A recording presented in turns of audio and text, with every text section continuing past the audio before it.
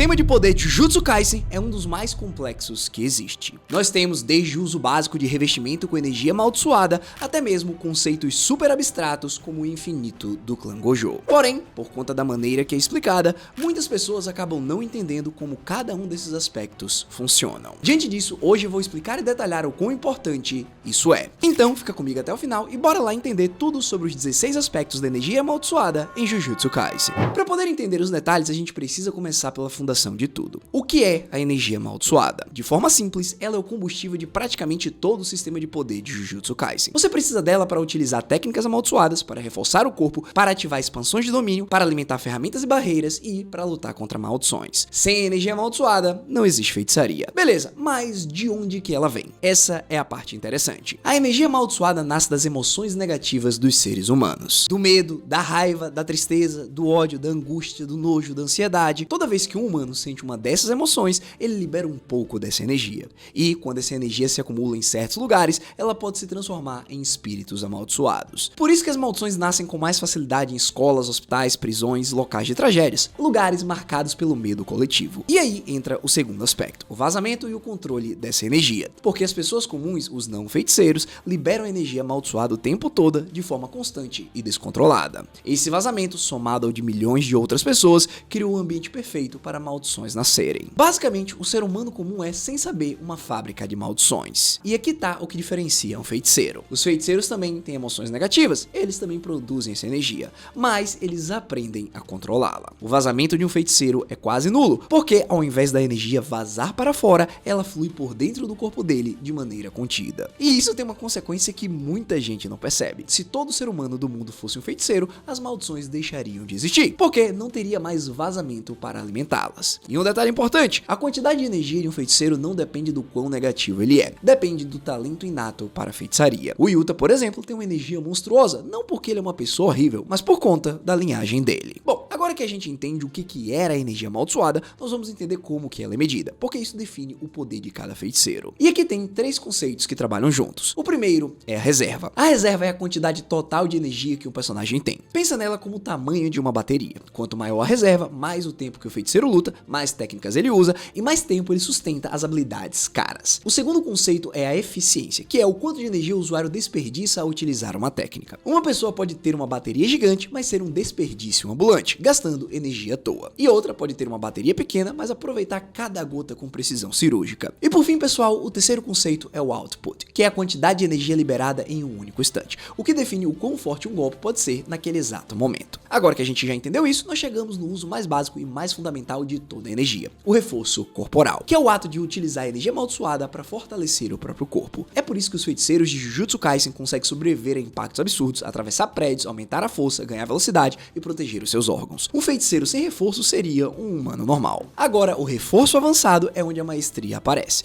porque os feiticeiros experientes conseguem concentrar energia em partes específicas do corpo. Por exemplo, reforçar o braço um instante antes de bloquear, reforçar as pernas antes de acelerar, reforçar o tronco para sobreviver a um golpe fatal. E tem uma camada ainda mais refinada, a leitura do fluxo de energia. Feiticeiros habilidosos conseguem observar a movimentação da energia do adversário para prever ataques, defesas e ativações de técnicas. E os melhores conseguem até mesmo blefar, escondendo ou alterando o próprio fluxo para enganar o inimigo. Um feiticeiro forte não é só alguém com mais energia, é alguém que sabe exatamente onde colocar essa energia antes do golpe acontecer. E aqui tem um aspecto que muita gente subestima, a energia amaldiçoada em estado bruto. Porque nem todo feiticeiro tem uma técnica amaldiçoada ofensiva. Alguns têm técnicas utilitárias de suporte ou até nenhuma técnica de combate. Mas isso não significa que eles são fracos, porque qualquer feiticeiro pode lutar utilizando energia bruta, reforçando os socos, chutes, armas, defesas e impactos com pura energia amaldiçoada, sem precisar de uma técnica especial. O melhor exemplo disso é o próprio Yuji Itadori. Durante boa parte da história, o Yuji não tinha uma técnica amaldiçoada própria. Ele lutava quase 100% com energia bruta e força física, e chegou a um ponto que ele estava até mesmo conseguindo derrotar maldições de grau especial. Kusakabe também é basicamente um cara de energia bruta e técnica de espada. Isso prova uma coisa, técnica amaldiçoada ajuda, mas quando a luta fica séria, todo feiticeiro ainda precisa saber vencer usando só o próprio corpo e a energia. E aí, pessoal, entramos no sexto aspecto, as ferramentas amaldiçoadas, que são são armas imbuídas com energia amaldiçoadas durante longos períodos de tempo. Elas conseguem machucar maldições, resistir a confrontos de Jujutsu, receber reforços sem quebrar e funcionar como extensões do usuário. Mas tem um detalhe importante no processo da criação. Uma arma comum não vira ferramenta amaldiçoada da noite pro dia. Ela precisa ser exposta à energia durante meses. Se você tentar despejar energia de mais de uma vez em uma arma comum,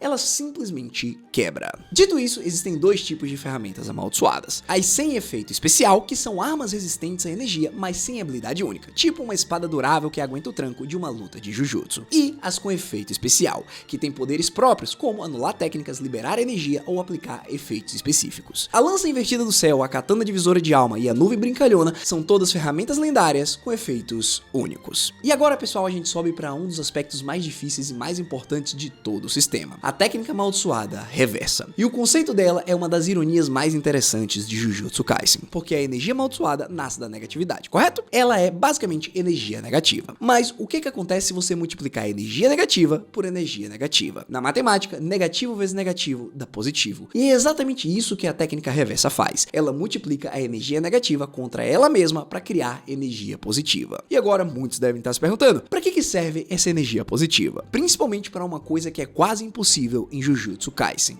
cura. A energia negativa comum não consegue regenerar partes do corpo, ela só reforça. Porém, a energia positiva consegue curar ferimentos graves, restaurar membros perdidos, recuperar o corpo de danos extremos e manter o usuário vivo em situações quase que fatais. Por exemplo, na luta entre o Gojo e o Sukuna, eles usaram e abusaram da técnica reversa em situações que teriam levado qualquer outra pessoa à morte. Mas tem um limite crucial: curar outras pessoas é muito mais difícil do que curar a si próprio. Pouquíssimos feiticeiros conseguem externalizar essa energia positiva para curar os outros. A Shoko é uma das raríssimas que consegue, e é por isso que ela é tão valiosa para a sociedade Jujutsu. Dito isso, existe um outro detalhe que torna a técnica reversa ainda mais devastadora: as maldições são vulneráveis à energia positiva. Basicamente, os espíritos amaldiçoados são gerados a partir de energia negativa, então quando você acerta elas com energia positiva, o dano causado é multiplicado. Um feiticeiro que consegue emitir uma técnica amaldiçoada reversa pode destruir espíritos amaldiçoados de um jeito que energia comum não consegue. Mas atenção para o risco: utilizar a energia positiva consome muito mais energia do que manipular energia negativa. E se a pessoa tentar utilizar a técnica reversa para restaurar a técnica amaldiçoada depois do esgotamento de um domínio,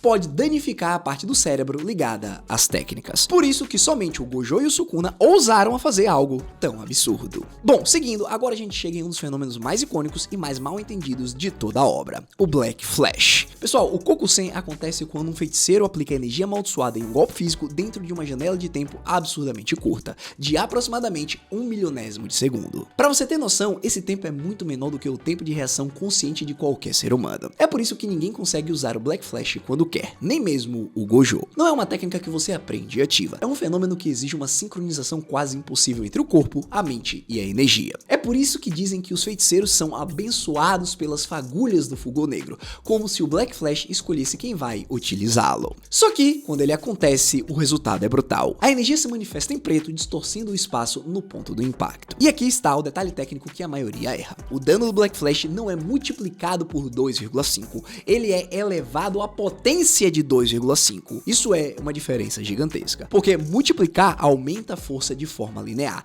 elevar a uma potência aumenta de forma exponencial. É por isso que o Kokusen transforma um soco comum em um golpe capaz de estraçalhar a defesa de uma maldição de grau especial. Mas o efeito mais importante do Black Flash nem é o dano, é o que acontece depois. Porque quando um feiticeiro acerta um Black Flash, ele entra num estado especial de concentração, tipo um estado de zona. Nesse estado, manipular a energia amaldiçoada fica tão natural quanto respirar. Diante disso, fica mais fácil repetir o Black Flash, o controle da luta melhora e o potencial do feiticeiro sobe para 120%. E tem mais: nesse estado, um feiticeiro pode até mesmo despertar técnicas amaldiçoadas adormecidas dentro dele. Agora vocês conseguem entender o motivo pelo qual o Yuji se tornou o mais forte no futuro? O cara é o único do mundo que consegue manipular esse aspecto da maneira que ele quiser. Dito isso, agora nós temos um aspecto mais sutil, mas muito interessante: os atributos da energia amaldiçoada. Porque alguns feiticeiros têm uma propriedade natural da própria energia deles. Mesmo sem ativar nenhuma técnica, a energia bruta deles já produz um efeito específico. E os dois melhores exemplos são o Hakari e o Kashimo. A energia do Hakari tem uma sensação áspera, como uma lixa. Quando ela atinge alguém, causa dor e irritação muito maiores do que uma energia comum. E a energia do Kashimo tem características elétricas. Ela pode dar choque, paralisar e causar danos dano adicional. A diferença para uma técnica amaldiçoada é que esses atributos são propriedades inatas da energia, elas não dependem de ativação. E aí agora nós chegamos em um dos conceitos mais importantes de todo o sistema de Jujutsu Kaisen, os votos vinculativos, que são acordos sobrenaturais e obrigatórios. Uma vez feito um voto, quebrá-lo tem consequências reais, cobradas pelo próprio sistema do Jujutsu. E eles podem ser feitos entre um feiticeiro e ele mesmo, entre dois feiticeiros ou em um grupo maior. Os votos consigo mesmo geralmente servem para aumentar o poder em troca de uma restrição. O exemplo perfeito é o Nanami. O Nanami fez um voto onde ele limita a produção de energia dele durante o horário de trabalho, mas depois do expediente, quando ele libera essa limitação, ele fica muito mais forte. Não sei se vocês pegaram, mas esse é o princípio central dos votos. Você troca uma coisa pela outra. Agora, os votos com outras pessoas são pactos com consequências ainda mais severas se alguém quebrar o acordo. O Kenjaku e vários outros personagens utilizam isso para criar regras que ninguém pode furar. Em Jujutsu Kaisen, poder nunca vem de graça. Quanto maior a vantagem que você ganha, maior é a parte de si mesmo que você precisa colocar em risco. E agora a gente chega no coração do que torna cada feiticeiro único, as técnicas amaldiçoadas, que são as habilidades gravadas no corpo do feiticeiro desde o nascimento e que usam energia amaldiçoada como combustível. Elas podem ser ofensivas, defensivas, utilitárias, psicológicas, espaciais, de suporte, de invocação e enfim, tem uma variedade absurda. E galera, tem um detalhe tático importante.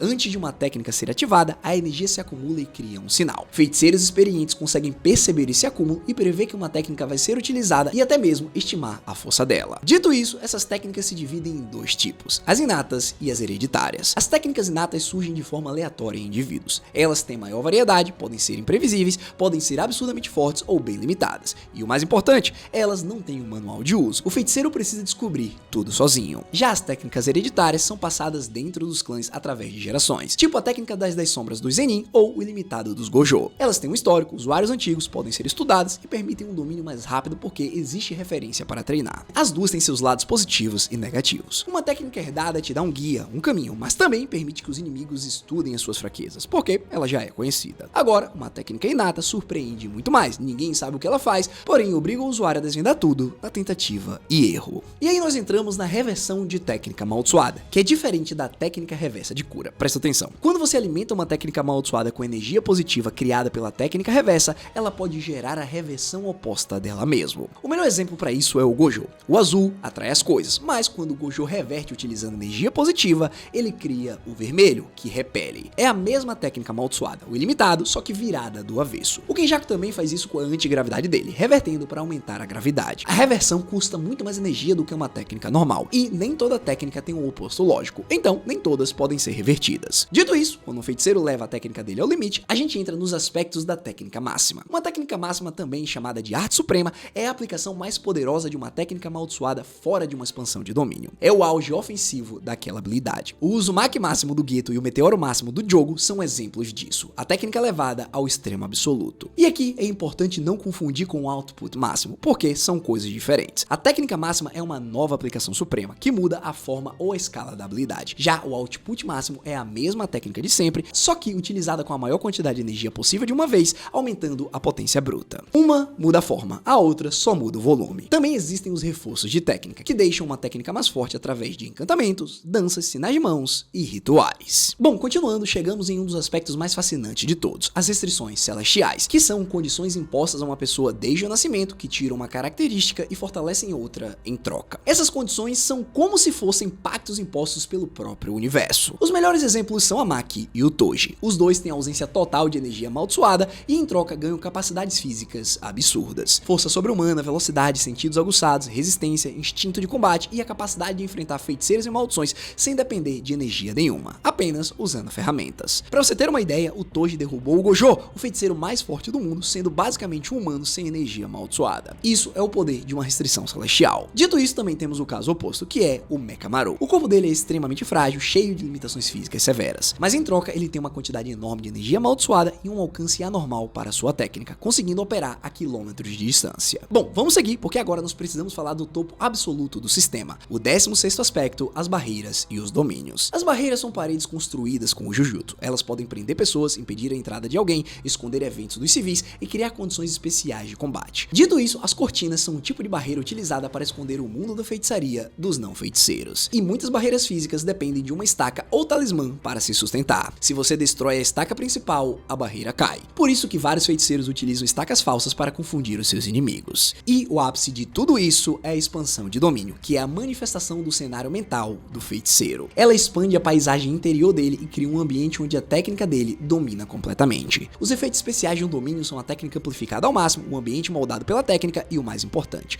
o acerto garantido nos domínios letais, onde a técnica simplesmente não pode errar. Quando dois domínios se chocam, vence o mais refinado. E usar um domínio cobra um preço, o esgotamento da técnica amaldiçoada depois do uso. Bom, agora que vocês entenderam isso, os domínios se dividem em dois tipos. Os letais, que têm acerto garantido e são feitos para matar, tipo o vazio do infinito do Gojo e o santuário malevolente do Sukuna, e os não letais, que têm também um acerto garantido, porém eles trocam a força bruta por regras específicas, tipo a sentença mortal do Higuruma ou a aposta mortal ociosa do Hakari. Também nós temos os raríssimos domínios sem barreiras, como o do Sukuna, que mantém o acerto garantido sem criar uma parede externa. Esse tipo de domínio é o mais refinado que existe. Dito isso, para sobreviver ao acerto garantido de um domínio, o feiticeiro pode utilizar técnicas antidomínios. Nós temos o domínio simples, que cria uma proteção temporária contra o acerto garantido, útil para ganhar tempo, mas que é desmontado rápido contra domínios superiores. Também nós temos a emoção da pétala decadente, que cobre o usuário com energia amaldiçoada, que contra-ataca automaticamente o golpe garantido do domínio. E por fim nós temos o cesto de Vimioku, que neutraliza a barreira do domínio para impedir o acerto garantido, embora tenha limitações contra domínios incompletos e não letais. Então pessoal, quando você junta esses 16 aspectos, uma coisa fica clara: Jujutsu Kaisen tem um sistema de poder profundo, porque tudo, absolutamente tudo, nasce de uma única fonte, a energia amaldiçoada. E é por isso que os personagens mais fortes de Jujutsu Kaisen não são necessariamente os que têm a técnica mais chamativa, são os que entendem melhor a própria energia. Agora, me conta aí nos comentários, qual desses 16 aspectos você achou mais interessante? Qual deles você ainda achava mais confuso antes desse vídeo? No fim, se você chegou até aqui, eu só te peço duas coisas: deixa o like e se inscreve no canal. E se você quiser entender as 16 expansões de domínio de Jujutsu Kaisen, clica nesse vídeo que tá aparecendo na sua tela.